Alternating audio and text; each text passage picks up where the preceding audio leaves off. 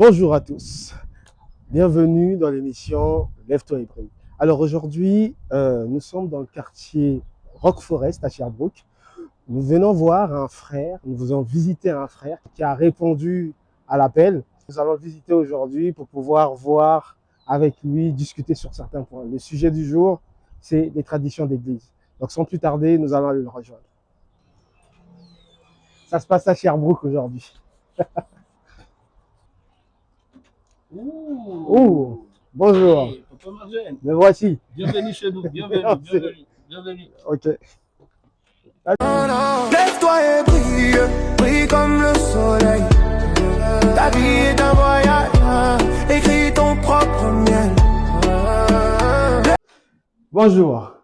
Bonjour, docteur Marjane. Comment allez-vous? Je vais très bien par la grâce de Dieu. Bon, on va pas se vous voir, on va se tutoyer. Ouais. Tu sais que le sujet d'aujourd'hui, c'est les traditions d'église. Voilà. Déjà, c'est quoi les traditions d'église? Parce que moi, j'entends beaucoup parler des traditions d'église et les gens confondent un peu. C'est quoi les traditions d'église? Bon, premièrement, il faudra définir c'est quoi une tradition, une Effectivement. coutume. Effectivement. La tradition, coutume, c'est l'ensemble des croyances, des pratiques d'un peuple, mais qui se transmet d'une génération à une autre. Ça, c'est ce qu'on appelle coutume ou tradition. Maintenant, dans l'Église, il y a aussi des coutumes. Attends, tu as dit l'ensemble des choses qui se transmettent. Oui, des connaissances, des croyances, de savoir, de pratiques d'un peuple qui se transmet de génération en génération. Donc, moi, j'en parle à mon fils, qui va parler à son fils, qui va parler à son fils, de génération en génération. Ça veut dire que même ceux qui ne sont pas chrétiens, ils ont des traditions. Oui, mais aujourd'hui, on est là pour des traditions d'église. Oui, c'est ça. Comment distinguer? Vraiment, chaque peuple sur terre ou sur la terre a sa tradition. Chaque nation a ses propres traditions. Et vous voyez, la Bible, c'est l'ensemble de tous ceux qui viennent au Seigneur et qui ont donné leur vie à Christ. Donc, nous avons aussi notre tradition et nos coutumes. Et que nous allons voir ensemble si Dieu fait grâce. C'est quoi la différence entre une tradition et une coutume? La tradition, c'est plus focalisé sur la transmission. La tradition se transmet. Mais la coutume, une seule personne peut avoir sa propre coutume, la chose qu'il fait à chaque fois. C'est-à-dire, mais qui n'est pas forcément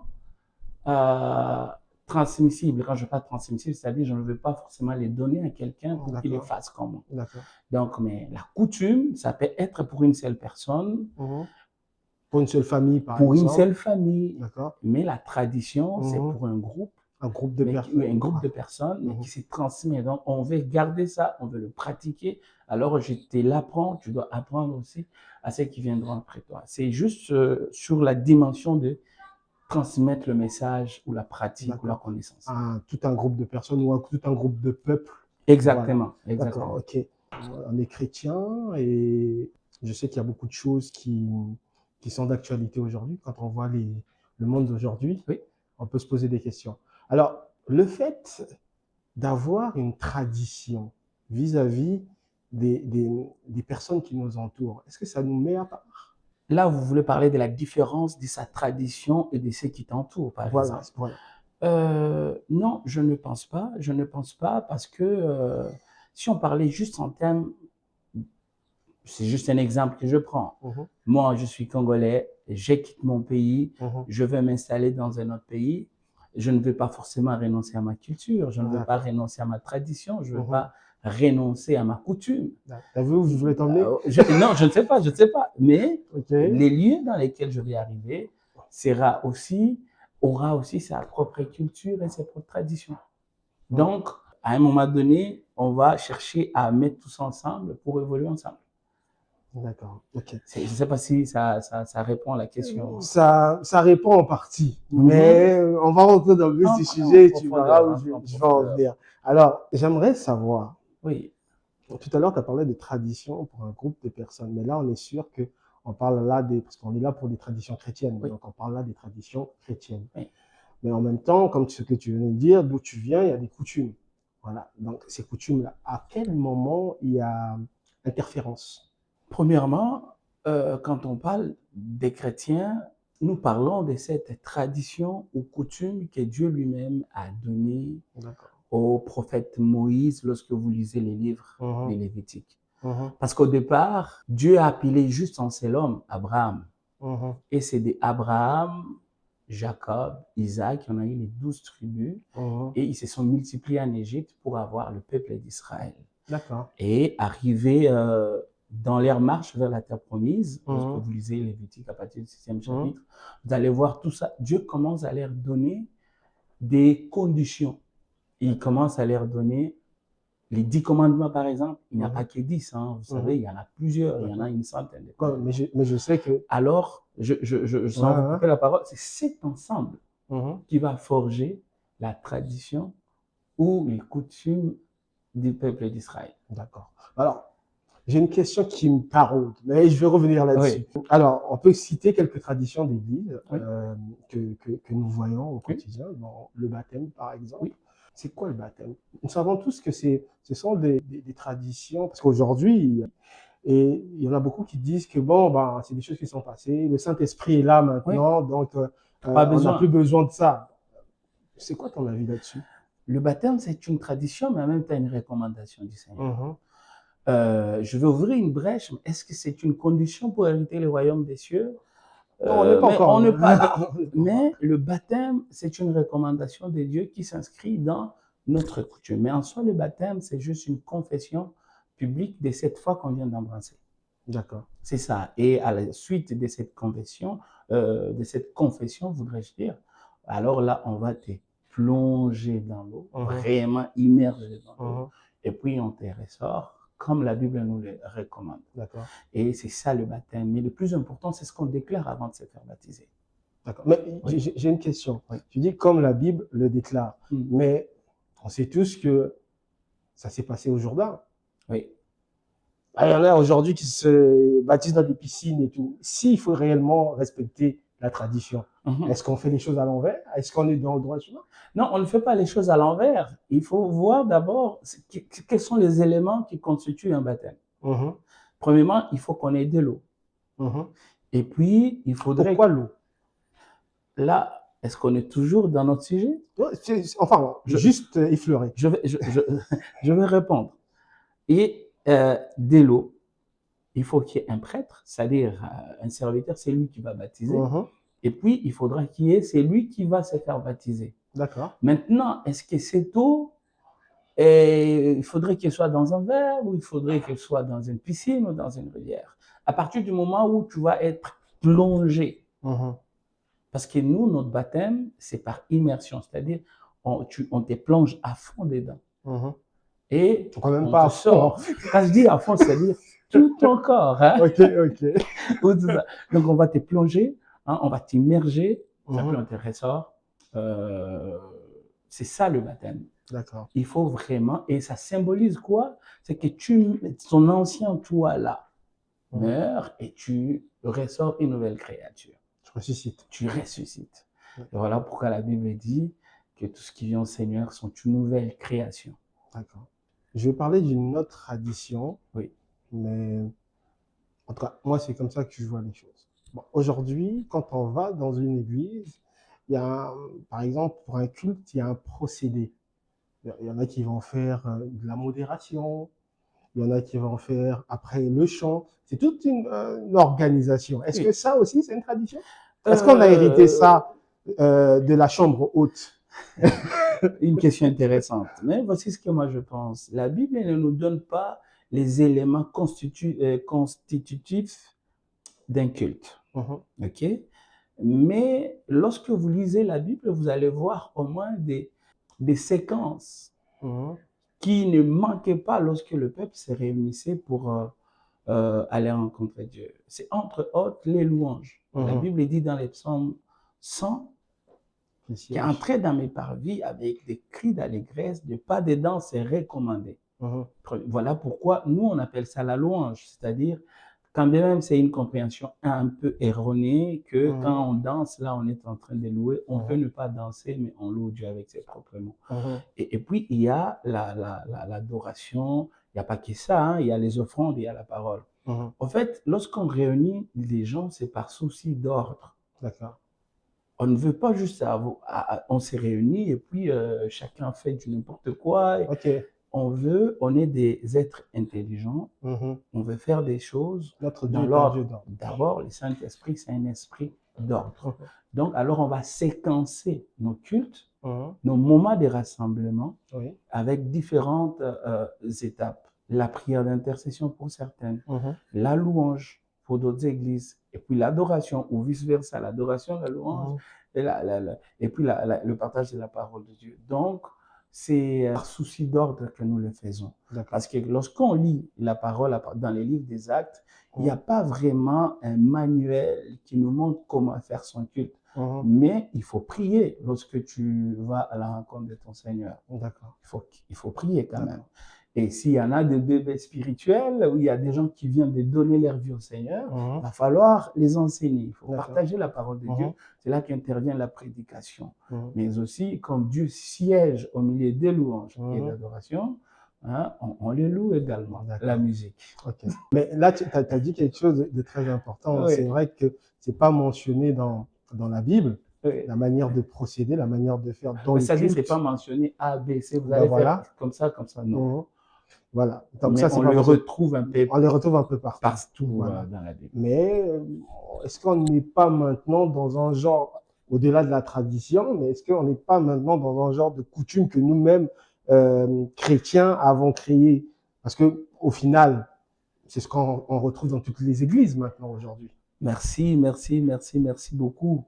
Vous savez, dans la Bible, j'aime bien cette question parce que c'est très important. Il y en a des choses dans la Bible que les hommes ont amenées. D'accord. Que les humains ont ajoutées, qui n'ont pas comme provenance Dieu. Et tout ce que Dieu a donné, dans les livres de Lévitique, par exemple, au départ, il y en a d'autres dans l'Ancien ou dans la Nouvelle Alliance, Jésus l'interdit. D'accord. Tout ce que Dieu a donné, c'est bon. Et tout ce que Dieu a donné, mais qui a expiré dans le temps, ce n'est plus bon. D'accord. Si tu le fais actuellement, c'est entre autres, je l'ai cité, l'Ivera. Je sais, tu vois de quoi je parle? Oui, mais explique pour les téléspectateurs. Merci beaucoup. L'Ivera, la femme du grand frère, du petit frère, donc les grands frères, meurent sans avoir d'enfants et ils laissent une veuve, la belle-sœur. Donc, qui n'ont pas eu d'enfants, pour faire une progéniture, une succession, un héritage, une lignée pour mon frère. L'un des frères du défunt devra prendre la belle-sœur pour épouse, justement pour assurer une progéniture au grand frère. Ça, c'était permis dans l'ancienne alliance. Ça n'est plus. Non. C'est fini là. Parce qu'il y en a qui vont se retourner dans leur tombe de voir le frère. C'est ça. Et il y en a, ça s'enseigne encore aujourd'hui que voilà, tu peux le faire. Mais non, la Bible, elle a interdit dans la Nouvelle Alliance. À partir du moment où les liens du mariage est rompu par décès, la personne récente devient libre de se marier avec qui elle veut. D'accord. Ce que tu viens de dire, c'est super important parce que moi, je sais que dans les coutumes africaines, il y a quelque chose de similaire aussi. Hein. Oui. Mais on l'a pas appris dans la Bible. C'est vraiment dans les coutumes africaines. J'aime bien ça. En fait, quand le missionnaire a porté l'évangile, entre guillemets, en Afrique, on avait nos propres coutumes, on avait notre propre culture. Et là-dedans, ces genres de pratiques se faisaient. Ces genres de pratiques. Même quand le grand ou le petit frère a eu des enfants avec la belle-sœur, vous pouvez quand même l'apprendre. Ça s'est fait encore aujourd'hui. Maintenant, à partir du moment où tu donnes ta vie au Seigneur, tu es exposé à cette vérité, ce n'est plus des choses à faire. Et ça, c'est important. C'est important de savoir que ce n'est pas la colonisation ou encore les campagnes des missionnaires qui ont forgé notre culture ou notre coutume. On existait avant, on a notre propre histoire. Là, je parle des peuples africains. On a nos coutumes, on a nos traditions.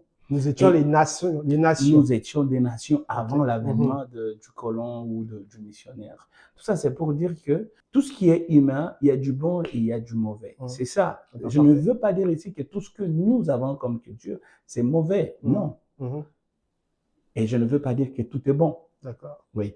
Donc, il y a du bon et il y a du mauvais. Nous étions des nations. Oui. Donc, probablement que ces coutumes-là, nous les avons héritées des nations. Oui. Donc, tout ce que les nations faisaient, c'était pas mauvais.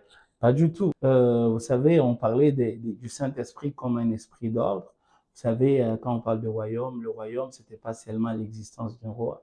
Les rois étaient entourés de conseillers, il était entouré des généraux, des armées, il était entouré de femmes de ménage. Donc, il y avait une certaine hiérarchie, bref, une certaine organisation, un certain ordre. Donc, on n'était pas aussi, comme on dit, c'est quoi les thèmes? On n'était pas parfait. Non, ouais, on n'était pas parfait, on n'était pas non plus sauvage, quoi. D'accord. On était vraiment. De toute façon, même aujourd'hui, on n'est toujours pas parfait. Non, non, non, non, non, c'est ça. C'est la rencontre avec le Seigneur qui nous rapproche un peu de cette perfection.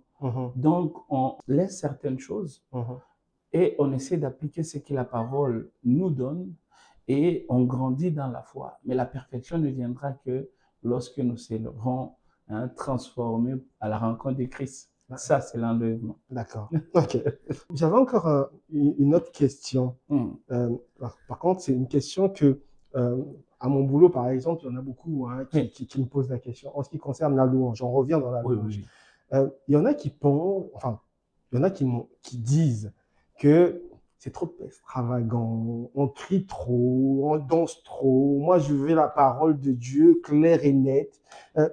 Est-ce que la tradition veut que nous crions, que nous dansions, que nous... Il y en a même une... Je vais répondre à ça. Oui. Il y en a même une qui m'a dit, mais pourquoi vous passez votre temps à vous lever, à vous asseoir, à vous lever, à vous lever, à vous asseoir, en fait?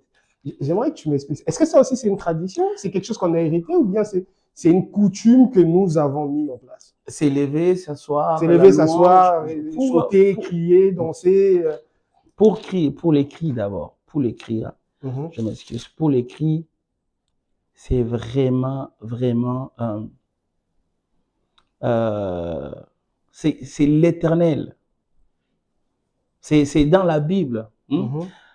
La Bible dit ceci dans les psaumes 100. Papa Marjane, vous allez les lire parce que c'est juste le premier verset. D'accord. Et les deuxièmes, si vous voulez. Psaume 100. Parce que si c'est moi, on pourra dire que... Poussez vers l'éternel des cris de joie. Merci. Vous tous, habitants de la terre, servez l'éternel avec joie. Papa, quel est l'élément caractéristique de la joie? C'est l'euphorie. L'euphorie, ouais.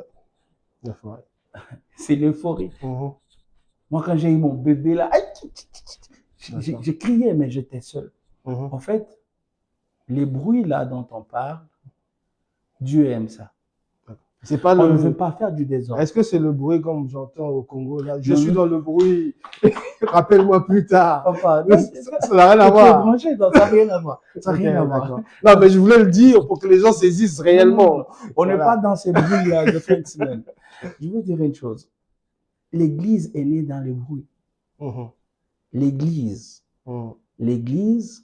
est née dans les bruits. Est-ce que tu peux expliquer pour que les gens comprennent les téléspectateurs? C'est quoi quand on dit l'Église est née dans le bruit? C'est mieux quand on lit, parce qu'on ne dira pas que c'est moi. Mais par souci de temps que nous avons, je vais quand même les paraphraser. On est dans Actes des Apôtres. Juste le premier, deuxième verset là. La Bible est en train de nous présenter l'avènement du Saint-Esprit, la naissance de l'Église. Parce que c'est lorsque le Saint-Esprit est descendu que l'Église a une naissance, où l'Église est née. La Bible dit ils étaient tous réunis dans un commun accord, persévérant dans la prière. Ça, c'est la prière. La prière, là, on n'est pas dans... Chacun prie, à voix basse, à voix haute. Mais la Bible dit, tout d'un coup, il y a eu un bruit. Un vent, les bruits d'un vent, comme d'un vent impétueux, Et tout d'un coup, apparurent sur chaque disciple, Mhm. dans la chambre haute, des langues de feu. D'accord. Vous voyez? Mhm. Moi, c'est juste les termes bruit. Les bruits étaient dus à quoi? C'est parce qu'il y avait un vent. Je suis Ouais, d'accord. ouais, ouais. Mais Dieu aurait pu le faire autrement sans qu'il y ait du bruit. D'accord. Mais il a voulu avoir un bruit. Et ces bruits-là, dans ces bruits-là, l'Église est née. Et après ces bruits-là, les disciples sont On restés, perpétuait le bruit. les bruits sont restés en train de faire le bruit jusqu'à ce que ceux qui étaient au dehors se disent, mais qu'est-ce qui se passe là? On va le voir. Alors, je trouve très mal qu'on m'interdise aujourd'hui de faire du bruit dans la présence Non, de ils Dieu. n'interdisent pas, mais des fois, ils ne comprennent pas. C'est pour ça que j'ai posé Oui. cette question, Il pour faut, que les gens puissent comprendre. il faut le comprendre. Dieu, c'est notre Père. Si je pleure devant Dieu, je montre ma vulnérabilité devant mon papa. Mhm. C'est des choses que, des fois, que les hommes ne peuvent plus intervenir. Hein. Il n'y a que Dieu qui peut faire ça. D'accord. Alors, je peux pleurer, c'est bon. Je peux crier de joie, comme on vient de les lire. Mhm. Ou alors, tout ce que nous faisons ensemble, ça produit un bruit pour la gloire de Dieu. Mhm. Hein? D'accord. Vous souvenez-vous du miracle de Jéricho? Il y avait quoi avant que Ah, c'est le bruit. les bruits. Ouais. Les bruits. Et Dieu a plusieurs fois dans la Bible utilisé les bruits pour faire peur aux ennemis. Mhm. Effectivement. Vous voyez? Donc, je ne parle pas du désordre. Mhm. Mais si tout ce que nous faisons en ordre crée un bruit, Mhm. c'est pour la gloire de Dieu. C'est D'accord. les enfants de Dieu, c'est les enfants qui s'expriment devant leur Père. Je paraphrase, hein, et je pense que c'est dans Exode. Je sais que le peuple, une fois qu'ils avaient mis le tabernacle et tout, le peuple avait demandé qu'on veut voir Dieu. Et il est arrivé et il y a eu un réel bruit et ça a tellement traumatisé. On a dit non, on veut plus. Et la Bible dit c'était des éclairs. Hein? Vous voyez? Voilà. C'était des éclairs. Voilà, donc, des éclairs et pas mal de bruit et voilà. Donc, et ça retentissait. En même temps, sa majesté vient. Donc, voilà. Et nous sommes des petits majestueux, Ben donc voilà. on est des dieux. Okay. En tout cas, j'insiste sur le fait que ce n'est pas du désordre, mais tout ce que nous faisons en ordre crée un bruit, c'est pour la gloire de Dieu. D'accord. C'est pour la gloire de Dieu. Maintenant, la danse, c'est pour la gloire de Dieu. Le roi David a dansé. Il a vraiment dansé. Et sa danse a été la cause même de la stérilité de sa femme Michal, parce qu'il s'est dit, mais c'est qui ces rois qui dansent comme ça devant ces sujets? Pourtant, lui ne dansait pas devant les sujets. Ouais. Ces sujets, mais il dansait devant l'Éternel. Oui, le roi David a dansé. Mais est-ce que Jésus a dansé? Est-ce que Jésus a dansé? C'est pas écrit. C'est pas écrit. Mais on imagine que... Mais lorsqu'on est dans une fête. Ah ben écoute. Faut se réjouir. Mais la question principale, ce n'est pas est-ce que Jésus a dansé? Si on disait oui, il a dansé, la question serait est-ce que danser c'est mal?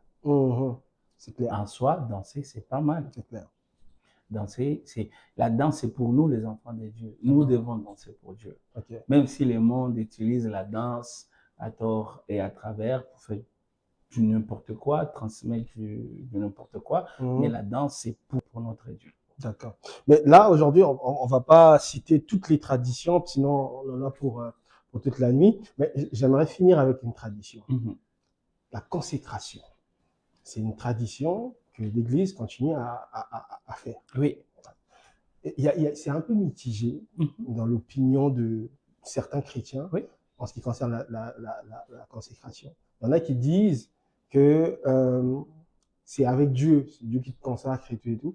Et il y en a qui disent que faut le faire aussi, c'est une manière de montrer. Donc, je parlais de la consécration. Aujourd'hui, c'est mitigé. Quand on va dans des assemblées, il y en a qui disent que la consécration, c'est Dieu qui consacre. Oui. Et il y en a qui disent que il faut quand même consacrer devant les hommes. Bon.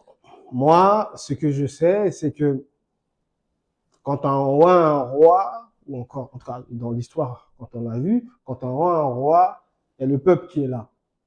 Est-ce qu'on est dans cette logique-là, ou c'est plus profond que ça? La consécration, au départ, c'est Dieu lui-même qui l'instaure.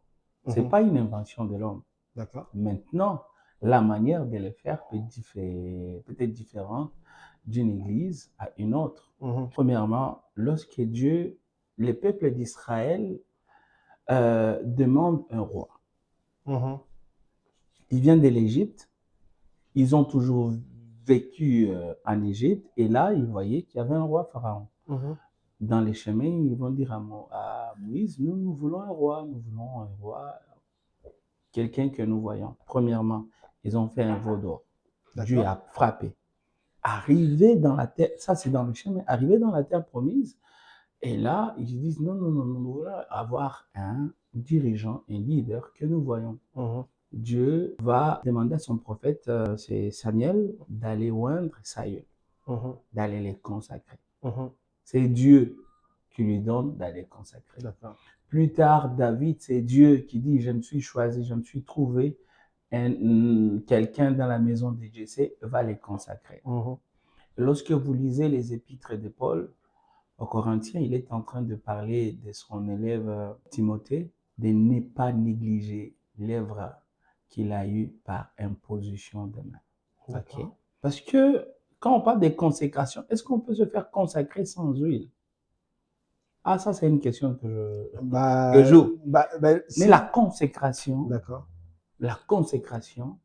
ça demande une autorité, quelqu'un qui a un niveau supérieur que toi, qui impose ses mains pour te rendre, pour te consacrer. Maintenant, étant dans une œuvre spirituelle, on a besoin de l'onction. De l'onction. L'onction, c'est la dose de Dieu sur nous qui nous fait faire des choses aussi facilement, indépendamment de nos efforts. Là, tu ouvres une question. Parce que on est d'accord que la consécration se fait avec une huile. Oui. D'accord. Alors, l'huile, normalement, quand on lit la Bible, est censée, l'huile avec laquelle on oint, dans l'Ancien Testament, dans l'Ancienne Alliance, comme tout le monde peut, voilà. On est d'accord que l'huile, c'est l'ombre des choses à venir. L'huile, c'est le Saint-Esprit aujourd'hui. Donc, si effectivement, nous sommes dans une tradition dans laquelle nous consacrons avec de l'huile, alors qu'on sait que le Saint-Esprit, en fait, cette huile-là, c'était le Saint-Esprit. Est-ce que c'est toujours pertinent? Bon, est-ce que l'huile, c'est le Saint-Esprit ou le Saint-Esprit apporte de l'huile? Non. Est-ce que l'onction, c'est le Saint-Esprit ou le Saint-Esprit apporte l'onction? Il y a une question que vous avez, il y a quelque chose que vous avez dit et que j'ai bien capté ça. C'est la personne qui consacre. Vous avez parlé de l'imposition des mains. Oui. Est-ce que c'est l'huile qui fait toute la différence ou est-ce que c'est la personne porteur de la parole? Parce que dans le cas présent, vous avez dit que c'est Dieu qui avait donné une instruction. Donc, le messager de Dieu vient avec l'instruction de Dieu pour oindre. Donc, est-ce que finalement, c'est l'instrument? Consacré, c'est-à-dire, tu es appelé pour ça, tu dois faire ça. Mis à part. OK? Ouais. L'onction, c'est ce que tu as besoin pour faire, c'est pourquoi on t'a consacré. Maintenant, est-ce que l'onction, c'est l'huile ou c'est le messager qui porte le message de Dieu qui a l'onction qui est transmise?